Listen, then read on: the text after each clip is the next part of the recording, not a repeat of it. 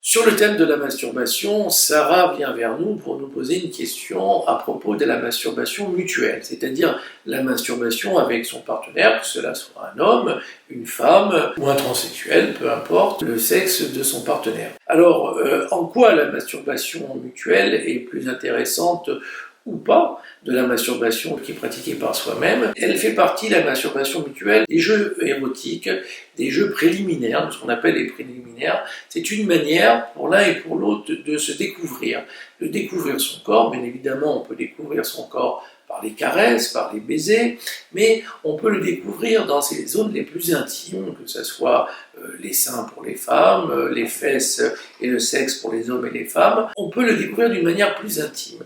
Alors l'intérêt de la masturbation mutuelle, elle repose sur un principe simple, c'est l'altérité. C'est-à-dire, à partir du moment où c'est le partenaire qui caresse son sexe, notre sexe, on va avoir une manière d'être touché différente.